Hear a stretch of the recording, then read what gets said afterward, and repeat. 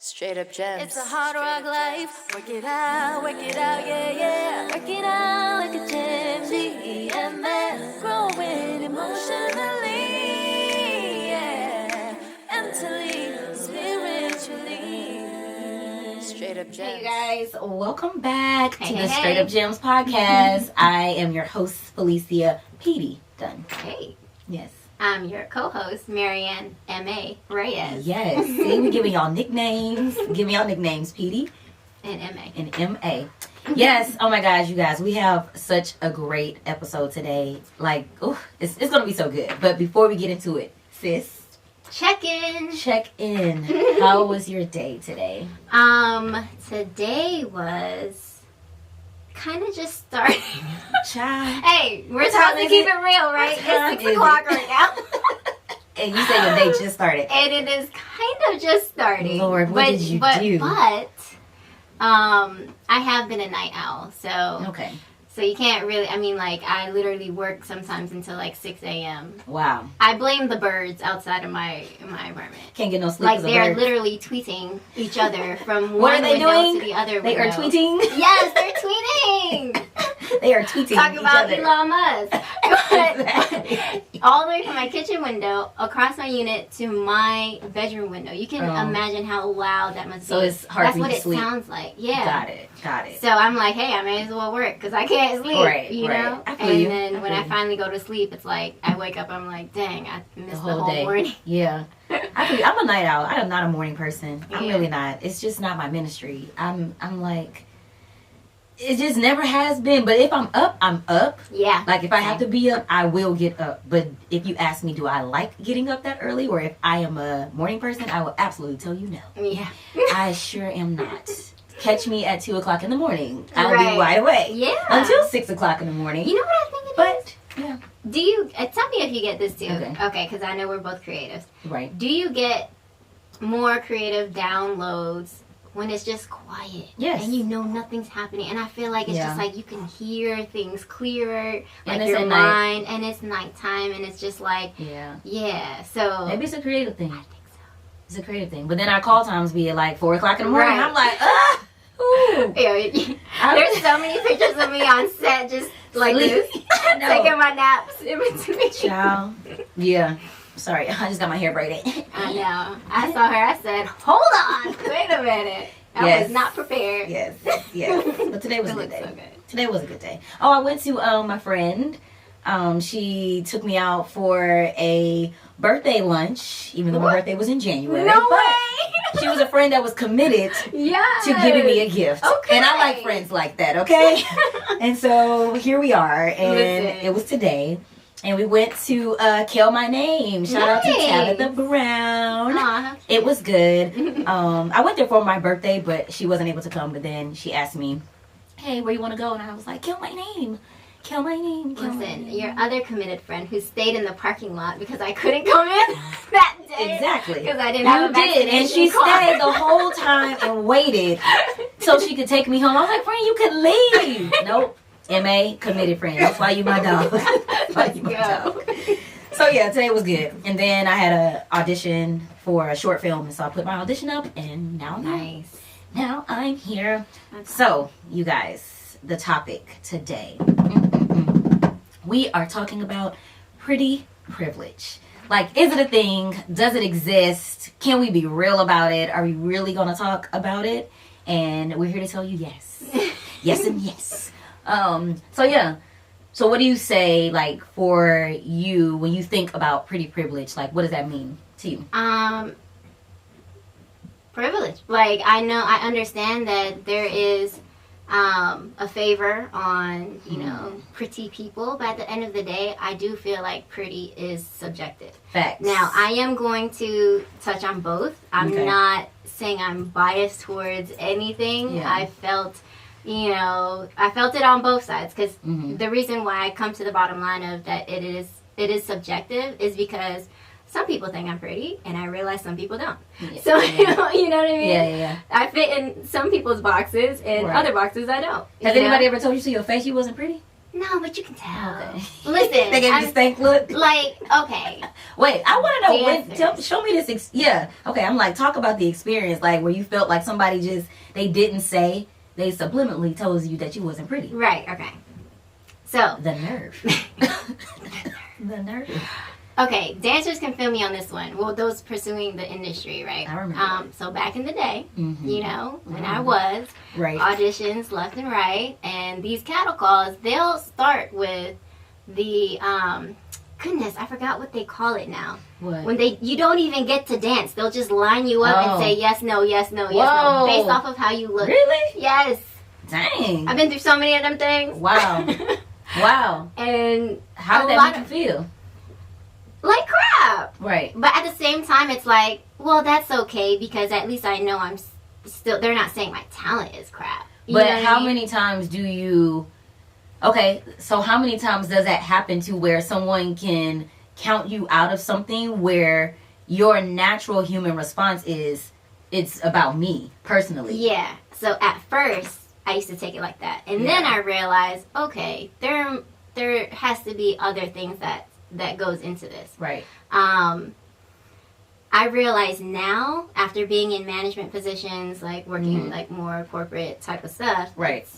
you do have to look at what is the overall objective, what is the vision, what is the Based on what and then people you look gotta like? wait, hold on, not really. Okay. Maybe. Exactly. So But, like, okay, hold on, wait, let's be real. I'm gonna break this one down. Please clear it out. Okay. So I know that height, well, in the dance industry, right? I Height no is one. jack. Because But if I'm everybody, 5'3", and I'm like, if the artist is short, I understand it though. So right? I so get a lot it, of yeah. tall people would get cut. Get the you boot. know. Yeah. I was at a good height, so that's why it was hard for me because I knew it wasn't my height. Mm. I'm like right in the middle. Right. I can fit in with the short and fit in with the tall. Right, you know? right. Well, not tall, but Yeah. you know. Average height, I guess. Yeah, and so it didn't feel like that was a thing. Mhm. It was just like I immediately would take it in, like, dang, Right. you know. Yeah, it's Because hard for you I'm not to sitting say next it to personal. Barbies, you know, like Oh. half naked Barbies standing next to me, pretty much.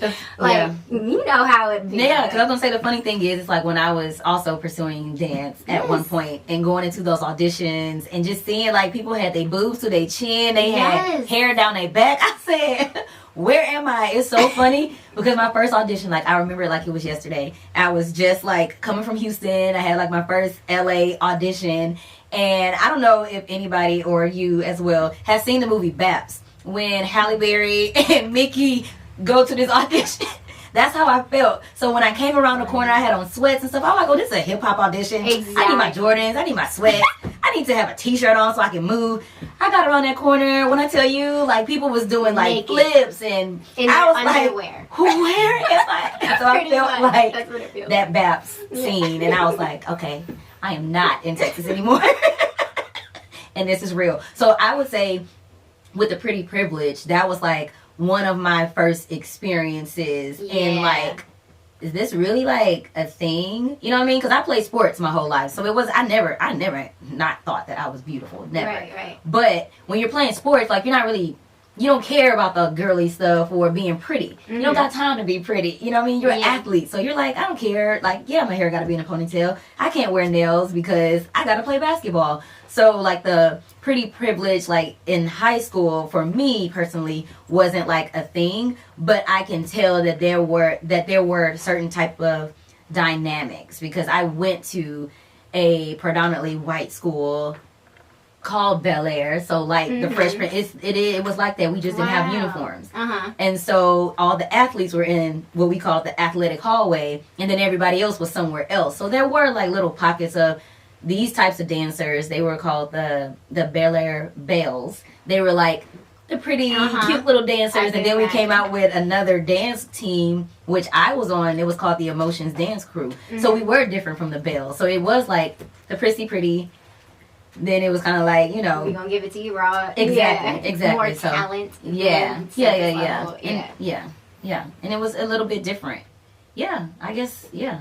I had talk about when you were talking about the work environment and how Right. it plays a part. Okay. That's what I want to know. So, Yeah, I had that whole experience, and then it kind of came full circle when I was in the position of hiring people, or even when I did a few choreography gigs and like picking people. I personally don't think I favored looks. I was going more so for the diverse look.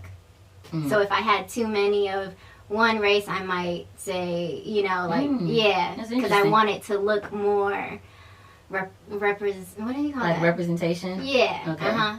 So I did do that, that's for sure, as far as the dance world. But hiring in the work environment, it's kind of the same thing. Like there is this, I don't know, a baseline or whatever, like that you want to hit, like as having as many as I don't like it. A certain look, so what's the certain look? Like what is it? What is it? Would you say would be like the pretty privileged standard for a corporate environment? I would look at the area to be a good representation of like where that they're area. Applying for. So the region, right?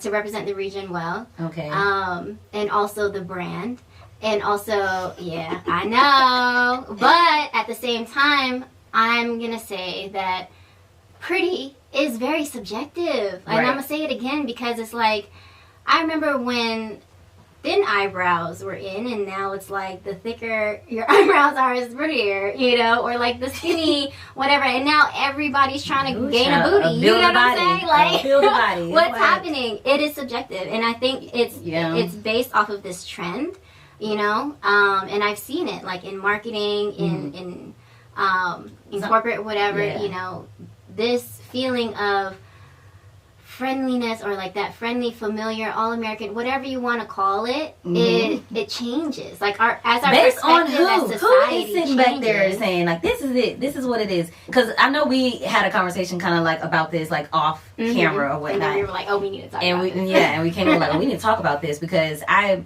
worked for Abercrombie and Fitch, right? They were always getting sued like all the time.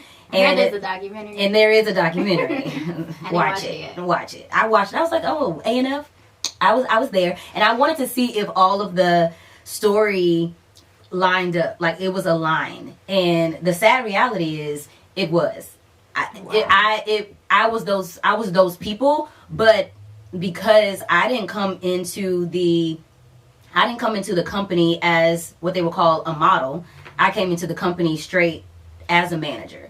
So I was on the opposite end of the choosing. So I know, but it wasn't to me. What I'm saying to you, and like in regards of how I thought about it, I didn't think that it was fair. I didn't think that it was okay. I was like, what? Okay. So what we had to do, literally as a manager, you had to go out and recruit people. Because the store kind of like the vibe of the store was so young, you wanted to get like little high school kids who they just want to get their check and spend it right back in the store. But there were things that we had to quote unquote look for in order for us to hire them to work in our store, because the pretty people they had on the sales floor, and then the people that they did not think was pretty were in the back, the stock room, the whole shift. And I was like, that was kind of weird. And then, but the thing is, it still affected me in a certain kind of way, because here I am as an African American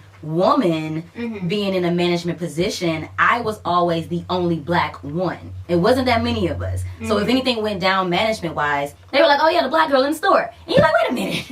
It could have been any, but there was like a thing about it. And I didn't like that they called the employees models. It's like, well, why are you a model? Like, who said you was a model? You know what I mean? Or just having to go throughout the mall to pick what they thought was pretty, because they actually gave us a guide. You can't have hair like this. It can't look like this. Wow. They needed to maybe have their nails done a certain kind of way. This is how they dress. This is da-da-da-da. And I'm like, what? I said, okay, well, if we're going to take it that way, everybody that I'm going to hire is going to be black. They're going to be, Asian. They were going to be like people of color. Because Yeah. I wasn't going to go after just like a specific blonde hair, blue eye, what you think is beautiful. I'm like, but they didn't put that down. I'm going to show you beautiful. Right? Did they put blonde hair, blue eyes, kind of? No, but you knew that that's what they were talking about. Yeah. Like, you're not stupid. Yeah, Exactly. yeah. You're not stupid. So I was like, all right. All the minorities, you're going to get hired.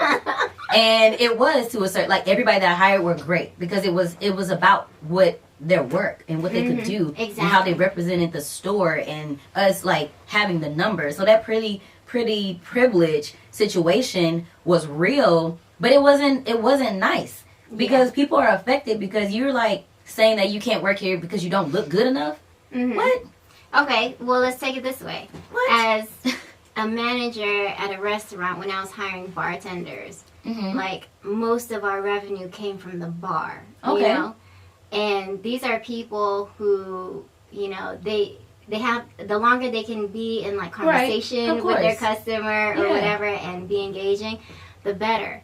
So, first and foremost, because we cannot test it at first, how their conversation skills are with customers, how they, you know, how they are as a salesperson or whatever on top of their skills. We can't really test that yet. Right.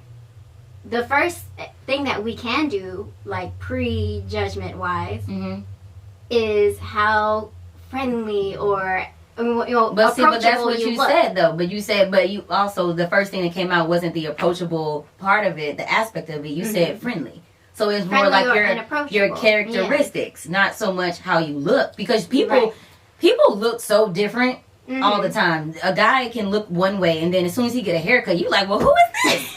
Like, where were you? Like, wow, you look good, but when you're saying good in your own eyes. So I agree in the sense of it being subjective, but it sucks that it is even a part of what you have to even think about, period, when it comes to bringing someone into a workspace or giving someone an opportunity, because based on somebody's looks, like, what? It does suck. And in the industry, that more people are following what is in entertainment. Culture, so that is the big issue about what people are considering pretty. Child. Yeah, because don't you think that is like it's sad, a good sign of what society feels?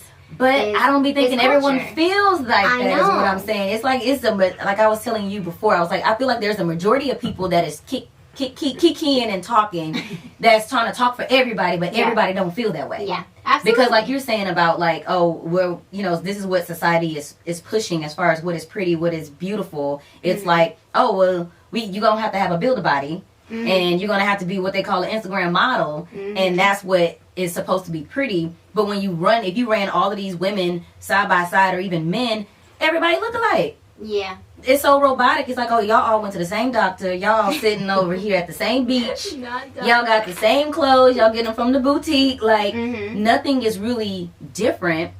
But all of the things that, like you're saying, that society is pushing forward, people have always been. Like, hello, as a black woman, we've been having behinds. We've been having big lips. My nose been this way. But for so long, people were trying to say, and even me as a dark-skinned girl, not seeing a lot of dark-skinned women in quote-unquote media, what you see on television. Like, that's, shout out to Viola Davis. Like, I just got her book today. She's so bomb. But she's a dark-skinned woman. So there's even difference between being darker and being lighter. Yeah. And there are like lighters considered prettier. Yeah, that's the same for my you culture. Dark like dark and light. Yeah, exactly. How much you gonna make? You can come laying around, you know, if the light skinned girl don't work out, then we would pick you. But it's a thing.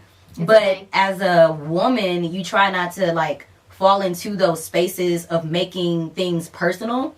But I don't like how society like tries to portray what is pretty, especially for me. This is my own saying, or how I feel about it. It's like everybody is taking things from a group of people that are very cultured. Yeah. And then you're running with that and saying, oh, well, this is beautiful. And it's not until somebody that don't look like the takeaway that says that this is what's good. And then here we are. It's like, what? What? Something that you said, Fee. Okay. Petey. You can't say Fee. Petey. No, no okay. Fee. I called her Fee. Also, so if that's we're done. That's who she is. Okay. Yeah, go ahead. you said something about they all look alike, right? Yes. And they're all wearing the same thing. They're all wearing da-da-da. And that kind of just struck a bell or whatever, right? Okay. When you go to work, you know, in a workplace, a lot of the times there's a uniform. Right. It's almost like a uniform. Right. That Like everybody, you saying as far as like what people look yeah, like? like to have some kind of uniformity. Nothing's wrong with having that type of like organized, I guess, style within your corporation or organization. But it's, to me, it's like to put the focus mainly on what someone looks like versus who they are, what kind of person that they are, like what are their values. Like I think companies or situations should be value based. Yeah. Like what is the value of the company? Like what do y'all call it? Mission statement. Yeah. So you can tell, like for Southwest, they're more, all of their people are super friendly and da da da. It's right? like Chick-fil-A. Yeah. We love Chick-fil-A. Or Chick-fil-A. Chick-fil-A. Yeah. Standard. But Southwest, their vision or their goal is customer success. Right. So that has nothing to do with what you look like. Exactly. So I think it's based on now what you would put Abercrombie your... and Fitch. Where I worked, it was based on how you look. How you look like, because they're an apparel company. They are. Who else was you know worried what I about mean? but how they did it? If you watch the documentary, it was more so they didn't want to see people of other sizes in their clothes. Even it's like, yeah, that's now what you don't tell me how I'm gonna wear the clothes. Like you telling me that y'all not gonna make no extra large because you don't want to see someone who is a little fluffy in that season to wear your shirt. But they are a consumer, so you don't even. It's like, let me give you a little scoop. Don't tell me what I can buy. Okay. That made me mad though. Abercrombie. First of all, I'm glad I left.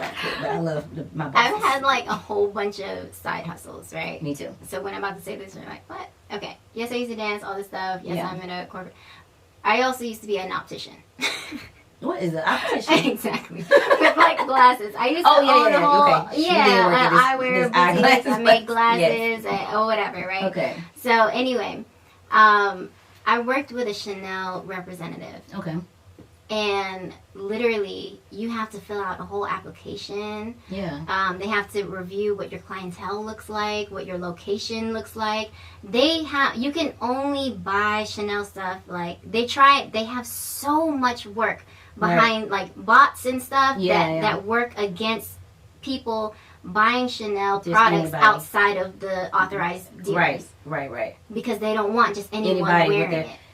I can understand you having like a target in which you're trying to like base your brand off of, but I really do think it becomes a really fine line when you are pushing certain people away, or what you think a person shouldn't or they can't afford or they can't have, or I don't want to see them in my stuff. But it's kind of like, but the world goes round by either offering a service or a product. So now, if that's how we move and that's how money is being made and circulated, now you're just going to be specific to this group of people when there is a group of people that don't want you in their group, but then they can't because now they're doing it, now they bad.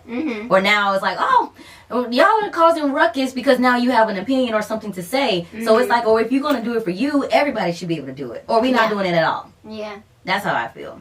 And I also feel like more people are speaking up. Like we see now we're these in trends, this, you know, and your whole idea of the fact that there's, you know, people who are representing the idea or the ideas from culture or whatever, and bringing it into like a trend or you know, on a platform, versus now it's like people are speaking up about inclusivity, about diversity, about everything. And now that it is trending, it is so accepted. Like, look at the Target models. Yes, those are models. You know what I mean? Like, look at just so many people, even Victoria's Secret. Yeah.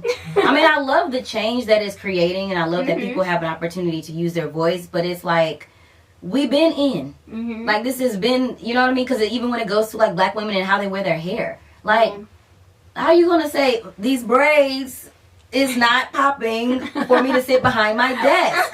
What do my braids have to do with me on this computer? Like, you know what I mean? Like, you're trying to say that my braids determine whether or not I'm intelligent? That's so good. You know what I mean? Like, what? Yeah. What? But then your cousin want to get braids and he or she is not of the culture? Right. What are we doing? You know what I mean? What are we doing? And it's just... That's so true. The gem in it all, as far as it being a hard rock from people like going into these different spaces trying to figure out like where they fit in, it's just basically be your authentic self. That's the gem. Stay true to who you are. Don't allow people to, you know, distract you by whatever they're trying to manipulate the situation to be. And stand up for yourself. Like, don't be afraid. Like, you don't have to take everything or opportunity or however things may be presented to you as something that you're missing out on if you don't agree with how they run their situation. Because you don't want to be in everybody's situation. Let's backtrack a little bit just to go to the hard start. Let's start from the hard rock. Yeah. What is more of like a specific hard rock coming from this? Like the pretty privilege? Yeah. The hard rock would definitely be your own self-image. Like how you view yourself. Exactly. So it's hard. Like people are even now always are trying to figure out who they really are, or you know, maybe my hair isn't long enough, or maybe I need to wear these different types of clothes based on what I see on television from a particular group of people, or maybe I do need to start spending my money on this so I can be accepted here. That's the hard rock. Yeah. Trying to, you know, trying to take on so much of the opinions of other people instead of realizing, like, no, we have to take it or take it spirit. This is what you're going to get, and this is what you're going to get. That's it. Like, if you don't want it, go somewhere else. So that's why I say, like, my gem in it all, as far as, like, experiencing the pretty privilege, being a darker skinned girl, being someone that wasn't super, like, girly girl growing up or whatnot, and, you know, seeing other... I don't think it was so much direct that anybody's ever said that I wasn't pretty. I had to know that I was pretty. Yeah, exactly. And when I know that I'm pretty and I'm confident in me being fly, everybody else got to catch up. It's like, I know I'm fly. And if you don't think so, well, I'm sorry for you. I'm sorry. And I don't feel bad, though. Like, I'm sorry for you. That's how I feel. What about you? Hard rock wise, I feel like it was, I would take things personally. Yeah. It would... like bring up insecurities, self-doubt, you know, and yeah, so from there I'd operate a little differently. I'd come in with my head a little bit lower. You know what I'm saying? Because I'm almost like ashamed. Maybe they're right. Yeah, maybe they're right, or like whatever. But the gem, after experiencing all of these hard rocks and getting to the other side, is not taking it personally, and actually knowing that I was made in a specific way for specific opportunities and specific doors. Absolutely. You know, like for example, like I remember an agency I was trying to get into on the commercial side. They were like, yeah, you know, we love everything. You'd be great, da da da. But can you cut your hair to like a shoulder length bob? When have you seen me like that? They want you to give the bangs? Like, sure. My hair has always been long. I mean, I experimented a little bit in college. But still, to cut your hair, I cannot. And thank you for your time. And they were like, you know, for their roster or whatever, and I understood.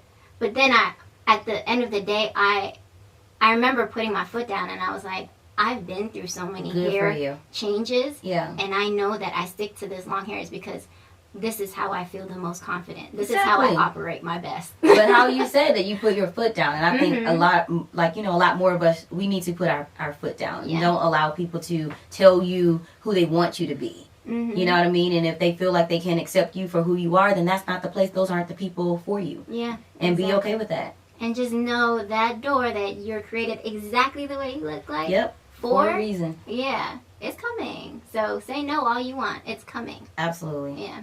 I love that. That was good. I love it. There's so much. There's so much more, but watch the documentary, y'all. Maybe we'll carry on in like another conversation. Yeah. So we really want to hear from you guys. So like, send us like comments. You know what I mean? Like, reach out to us because we want to hear the stories of other people that have experienced like that pretty privilege, and you know, like, what was your take and what's your opinion about it? Yeah, definitely. So until next time, guys. Peace. Thank you so much for listening to your two favorite Capricorns. I'm Felicia P.D. Dunn. And I'm Marianne M.A. Reyes.